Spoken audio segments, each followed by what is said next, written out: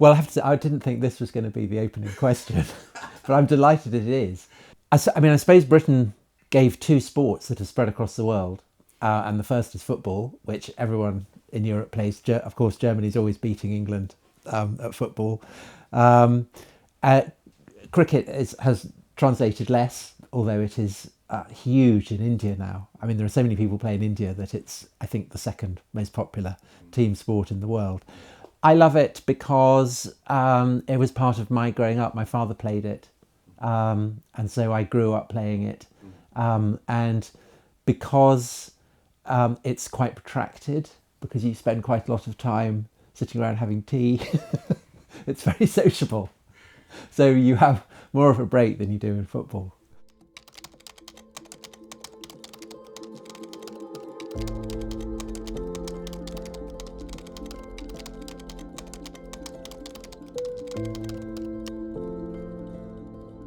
Yes, so I was brought up in the Church of England by my mother, who is a very devout Christian. It was very important to her. And because I always, I love and respect her, I never had any kind of big ideological falling out with the church or anything like that. I always kind of respected what it stood for. But the awful truth is that I just found I found the Greeks and the Romans and the Egyptians and the Assyrians and the Babylonians more exciting. So if I think of Jesus before Pontius Pilate, when I was a child, I was much more interested in Pontius Pilate. I was very much on the side of Rome, with the togas and the soldiers and the pillars and everything. And Jesus was just a scruff. And I guess that as I grew older, it wasn't that I kind of lost faith. It was just that it was dimmed out by the blaze of everything else. And I guess the charisma and the glamour of the Greek gods and the power and the swagger of Roman civilization, I just found them more charismatic and exciting, I think.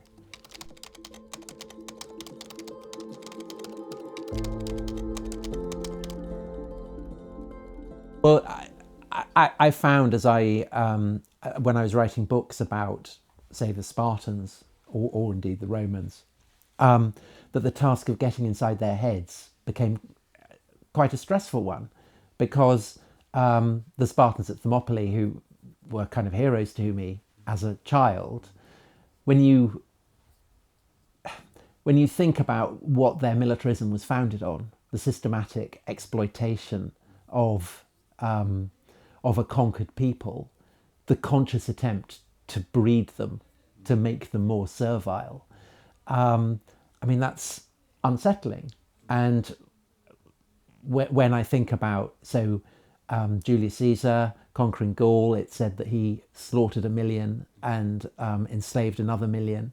Or Domitian, the Roman emperor, towards the end of the 1st century AD, making a joke about how he has, a rebellious tribe, he has forbidden them to exist. Again, these are unsettling way of seeing the world. And it's not as though Caesar was embarrassed about the casualties and the enslavement that he inflicted on Gaul. I mean, he was proud of it. Placards boasting it were paraded through the streets of Rome. So my conceit that I was the heir of Greece and Rome became basically unsustainable. And as to the question of why and how, the moral assumptions that I grew up with were so profoundly different. I began to increasingly think, well, it must be Christianity. It must be the coming of Christianity. That is the great cultural, ethical, moral revolution that happens in the course of Roman history, and which clearly serves to differentiate the civilization of medieval Europe from the civilization of the Roman Empire that had gone before it.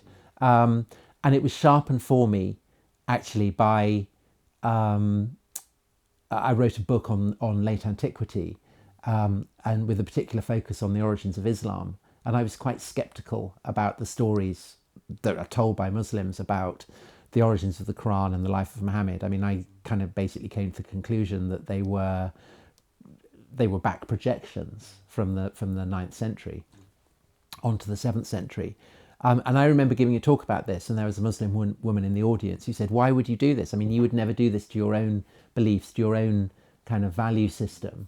And I felt the sting of what she was saying, because I had already begun to realise that my kind of rather lazy assumption that everything that I held dear derived from the Enlightenment, that was inadequate. And I was already thinking about, well, I'd quite like to trace the thread back beyond that to see where I can go, which is essentially what I'd done with Islam. I mean, basically, I was looking at Islam and saying, well, this is a great melange of fragments drawn from Persian and Roman and Jewish and Christian and Zoroastrian and all kinds of different traditions, and you know, these are streams that have joined to create this great Islamic sea, and thinking, well, I'd quite like to do that with the Enlightenment and see where that, you know, has come from, and so I ended up writing this book Dominion, in which I was essentially stress testing the theory that Christianity was indeed the great kind of convulsive revolutionary moment in not just Western but actually world history, and see whether its influence endures in a West that seems increasingly to have turned its back against.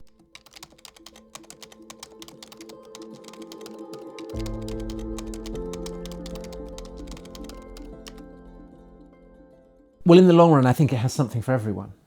So, of course, famously, Constantine converts to Christianity. Caesar, the man who will end up reconstituting the various areas of the empire that had been divided up a few decades before and reuniting them into a single imperium. And why does he do it? I think because since the beginning of the 3rd century, everyone in the empire who is a free male ranks as a citizen, and in Rome, a religio, a cult, a bond, something that joins you to the gods, by and large is specific to a particular place.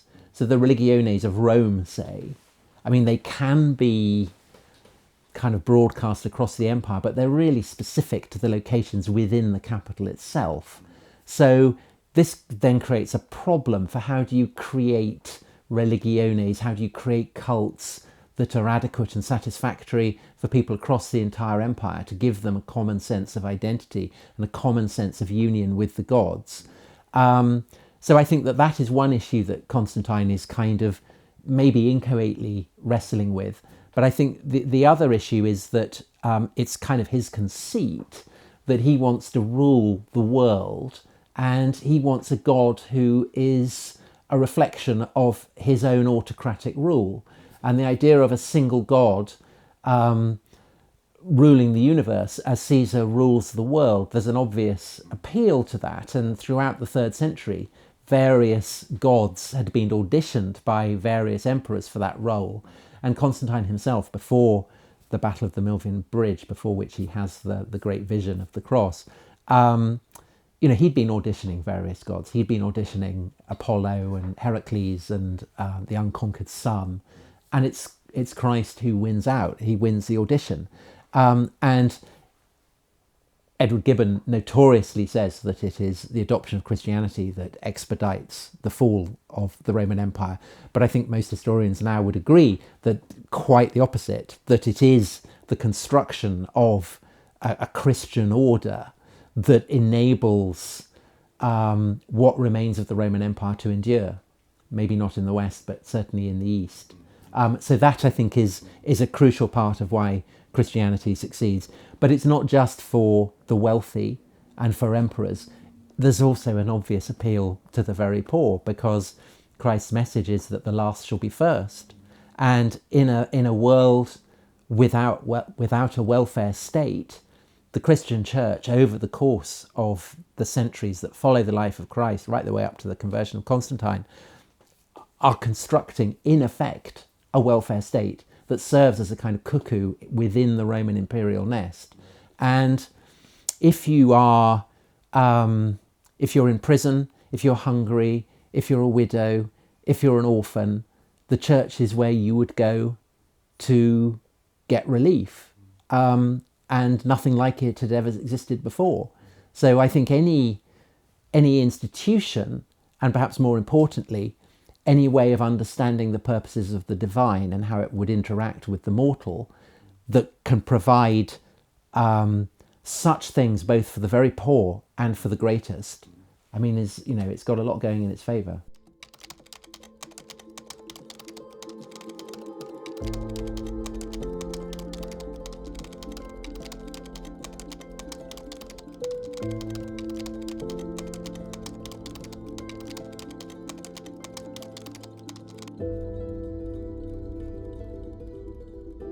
I think the single most distinctive thing about Christianity, and it was distinctive in the 1st century AD, and it is distinctive now, is the fact that it gives a God who is tortured to death in the most humiliating manner. I mean, there is nothing like that. Really, there's nothing comparable to that. In the Roman world, there's nothing distinctive about the idea that a mortal might be a god. In the 1st century AD, the fastest growing cult in the Roman world boasts precisely such a figure, a man who is the son of a god, who has brought peace to the world, whose achievements are broadcast on inscriptions as euangelion, as good news, and who at his death is believed to have ascended into heaven and sit at the right hand of his father. And that figure, of course, is Augustus Caesar, whose cults are everywhere, and often in the places where the early Christians go. So Galatia, and Paul writes his famous letter to the Galatians. I mean, seems to have been a particular centre of the cult of Augustus. So there's nothing unusual in the Christian idea that a mortal might have become a god. But what is utterly bizarre, and more than bizarre, grotesque, hideous, mad, is the idea that someone who had suffered death on a cross could become a god. And you, in Paul's letters, you were constant. You see him wrestling with the implications of this. Paul is completely alert to how almost embarrassing this is. I mean, he's saying, it's a stumbling block to Judeans. It's kind of lunacy to everybody else. I mean, he's completely aware of it, and you can see him trying to think through the implications of it. It's kind of vivid. It's alive, and that sense of the embarrassment of this is there in Christian writings right the way through. So it's there in the 2nd century, 3rd century, and it's still there in the 4th century. So even after Constantine has converted, there are still Christians who are saying people laugh at us because we worship a crucified God.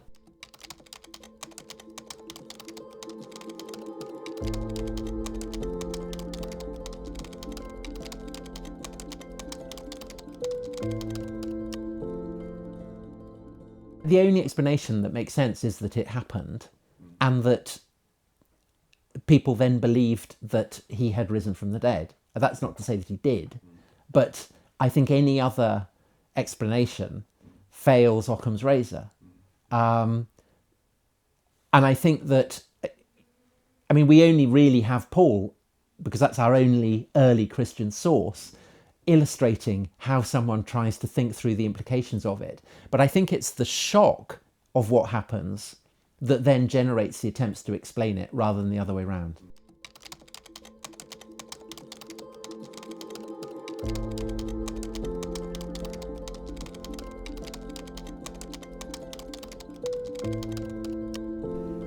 Well, one obvious competitor is what we would anachronistically call Judaism. The notion of there being something called Judaism, which is a parallel to Christianity, is a Christian invention of the 2nd century. Jews would not have called them that. And in fact, I think the very word Jew in the context of the 1st century is kind of anachronistic. They are the people of Judea in the way that Egyptians are the people of Egypt. And although, of course, to the Romans, the Judeans seem very weird and odd, that's not unusual. The Romans think everyone's weird and odd. I mean, the Judeans may only worship a single god, but they don't castrate themselves like the Syrians do, or worship animals with gods with animal heads like the Egyptians do, or kill people in oaken glades like the Britons do. And actually, there are quite a lot of Romans who find the teachings of Judean scriptures quite appealing. So one of them seems to have been Poppaea Sabina, the wife of the Emperor Nero, and there are other examples of that. So I think that Judaismos, Judeanness, might be a better translation of it, is it's not a religion in the way that Christianity comes to be. It's a cultural spectrum, and at one end of that cultural spectrum you have Judeans who emphasize the way in which the God of Israel is the God of Israel, and at the other end you have Judeans who emphasize how the God of Israel has created all human beings in his image. And that, of course, is the side that the Romans tend to be more interested in. And Christianity has a head start over those kinds of Judeans because, of course, it doesn't require you to be circumcised. If there's a Freudian slip from Galatians, to be circumcised if you're a man, it doesn't require you to follow dietary laws. So that is an obvious rival. For the elites, there's philosophy. So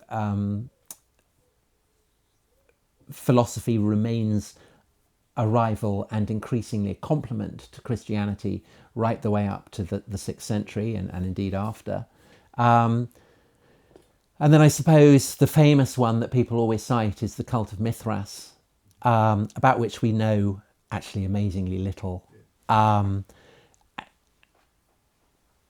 It back projects for itself an origins in Persia, but it seems to have been almost entirely a Roman invention, and it's basically Freemasonry. So it's something very different to Christianity. It's exclusively masculine. It kind of, rather like Freemasonry, it involves you being sworn into all kinds of supposed secrets and then going up various gradations, and it's all gathered. I mean, great fun, I'm sure, but I don't think, again, a serious... it doesn't occupy the territory that Christianity occupies. And I think that Christianity succeeds because it is something new, and because it offers people things that they haven't already had. And it is simultaneously radical, shocking, disturbing perhaps in the implications of what it demands, but at the same time it very successfully fuses all kinds of different cultural elements, from Judean culture, of course, but also from Greece, from Persia, and from Rome itself. And it's a cosmopolitan, universalist way of understanding the world that is appropriate to a cosmopolitan, universalist empire.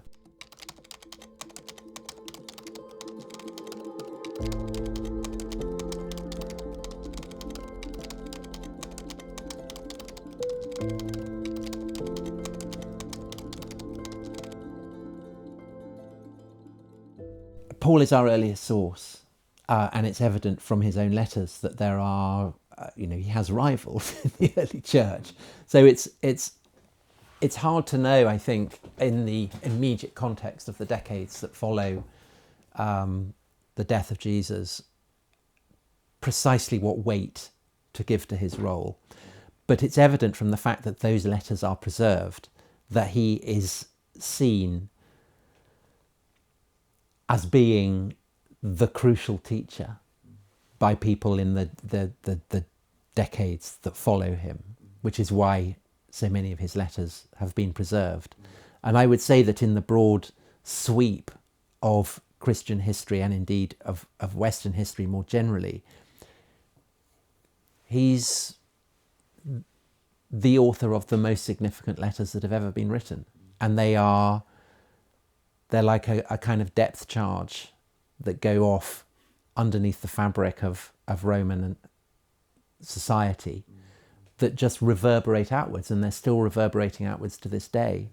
And I would say, even in the context of the New Testament, and I hesitate to say this to the professor of the New Testament, and tell me if I'm wrong on this, but I think that one of the crucial roles that Paul plays in the context of the New Testament is basically to teach Christians how to understand the Gospels. That our understanding of the Gospels would be radically different if we didn't have Paul's letters to kind of explicate them for us, and particularly I think with their focus on the cross.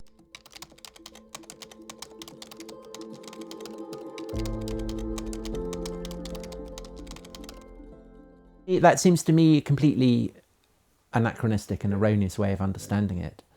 Paul is someone who is struggling to explain something, I mean, if you believe it, the strangest thing that has ever happened. He is schooled in the scriptures. He thinks he knows what's going to happen, and then something happens that is totally shocking and unexpected. And yet when he goes to the scriptures, he seems to find substantiation for it. And what you have in the letters is, it's kind of like the concrete isn't yet hasn't set yet. He's still moulding and shaping it. And with the Gospels, you have a kind of maybe a clearer sense of the people writing them have a sense of what has happened. But that is obviously shaped by Paul. But Paul himself is shaped by the impact of the events that, of course, are then being described in the Gospels.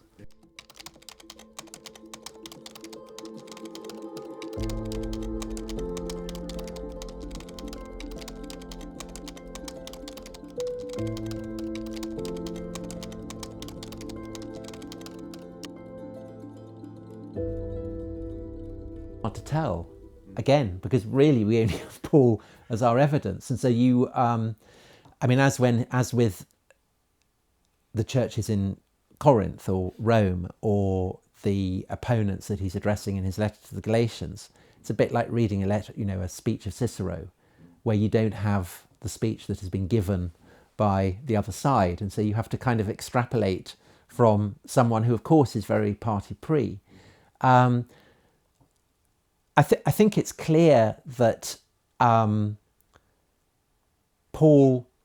like other Christian missionaries, must be operating in the context of the world that Rome has created. So Eusebius, the historian of the church in the 4th century and biographer of Constantine, wrote that it was clearly ordained by God that the world should have been united by the Romans, and that Christ should have been born under the reign of Augustus, who had established a universal peace, because otherwise the apostles would not have been able to travel as they did.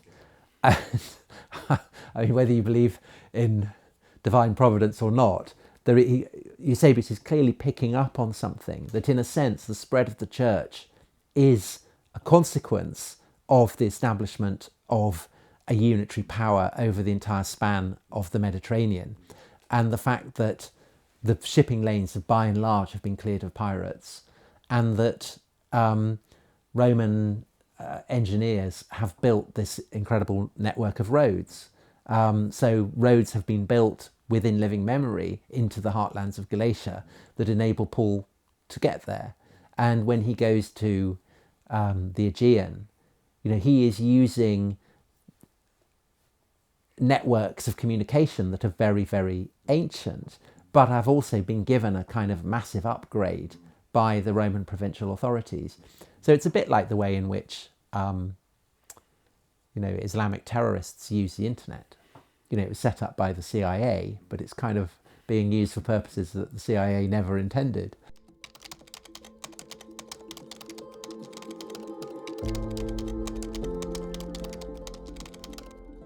Yeah, and so Paul, you see it with Paul, that he talks about going to Spain.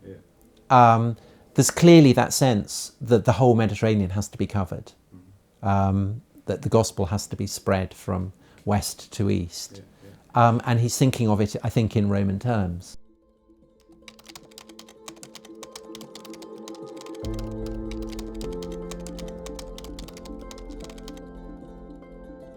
On the one hand, Paul says the powers that be are ordained by God. And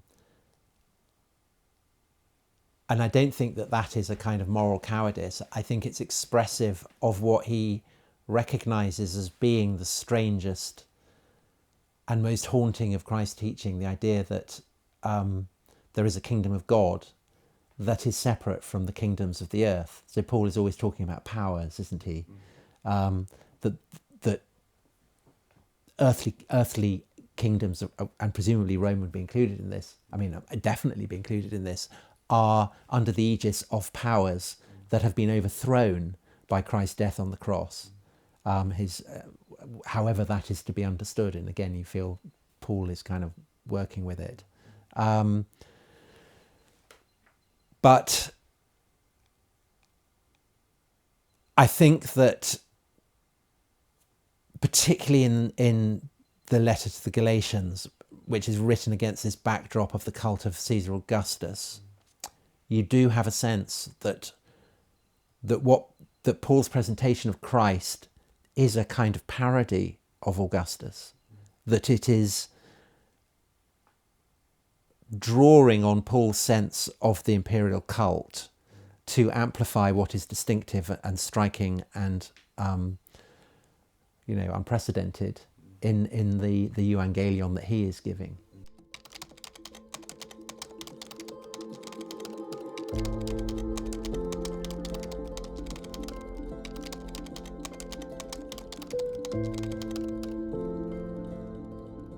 Yes, and as far as I can tell, I advance no specialist knowledge on this, but from what I've read, it is generally held that women play a crucial role in the propagation of Christianity, that they are the ones who bring up children, and so the fact that they are Christian, they are spreading the gospel simply by virtue of having children. And I think it's, the reputation of Paul now as a kind of finger-wagging misogynist reflects, I think, the full scale of the revolution that he set in train, because you have to go back and place Paul's understanding of sex and the relationships between the sexes in the context of the Roman world that existed in Corinth, which was a Roman colony, and so therefore governed by Roman sexual mores, because those mores are so profoundly antithetical to ours that it seems almost incomprehensible to people that these could have been viewed as being kind of morally reputable.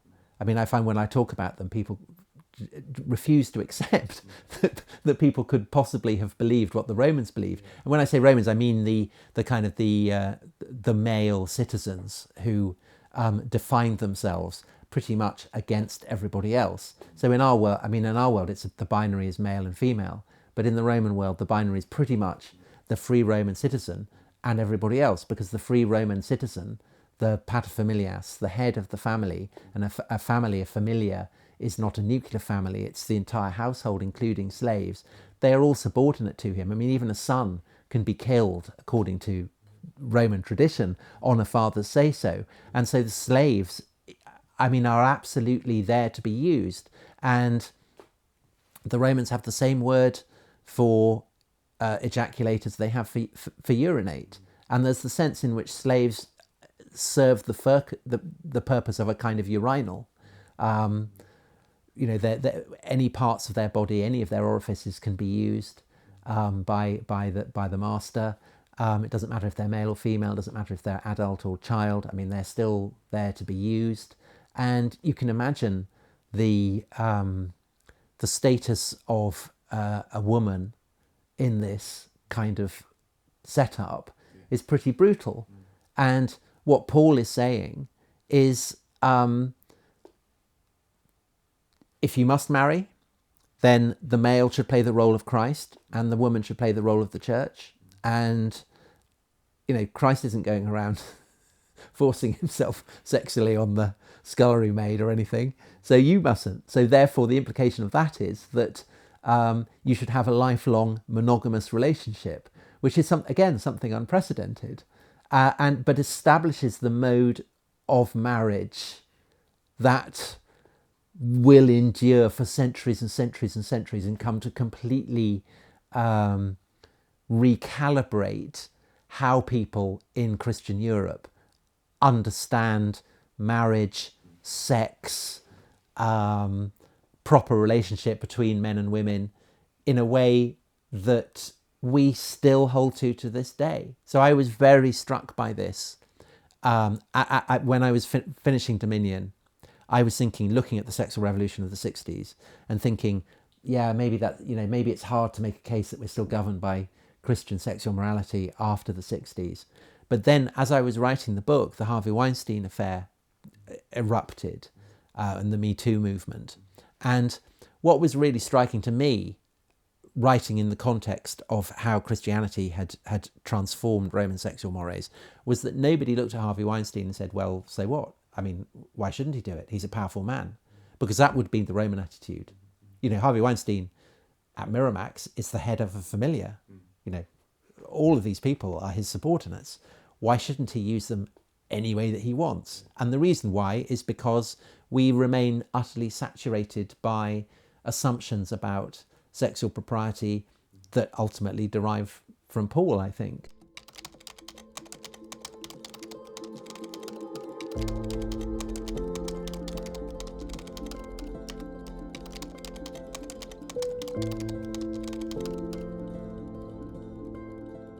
I think both for Judeans and for Greeks and for Romans, the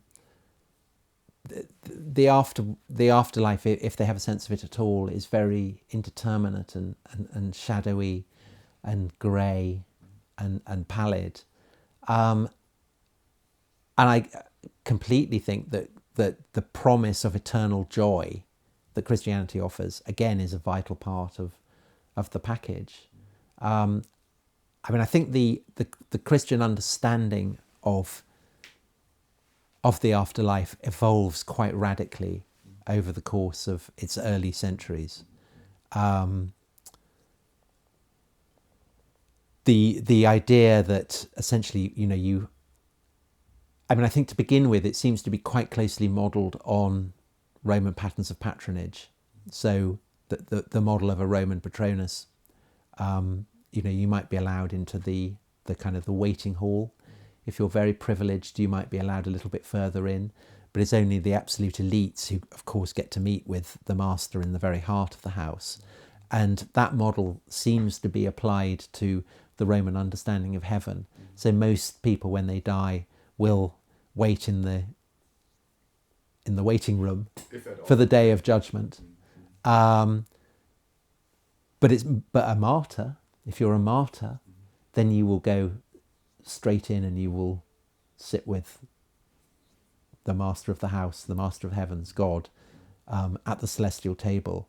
And this, of course, is capable of incredible subversion. So there's an account of a martyrdom in Lyon at the end of the 2nd century. One of the few accounts of martyrdom that most historians would accept as authentic.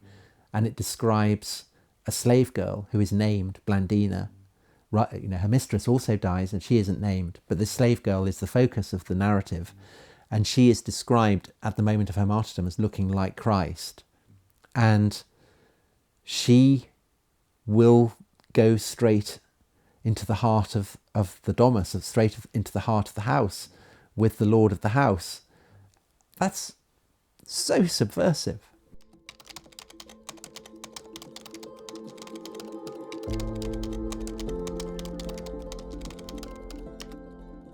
I'm not sure rational is the answer. You make the leap of faith that God has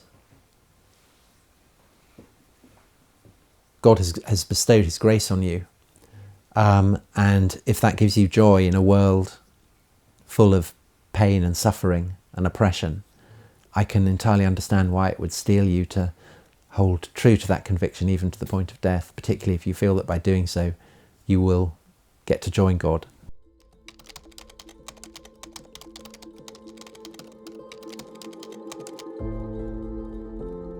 I think the sense of urgency and surprise. I think the problem is the cross would be a classic example. I mean, it's rare to have a church without a cross.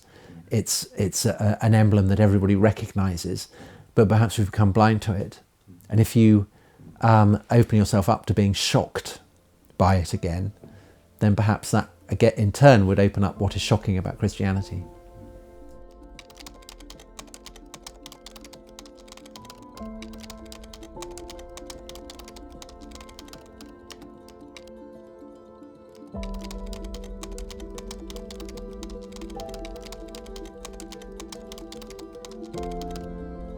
You are a compatriot of Nietzsche who posed this question and has never been answered, and I think not in the long run.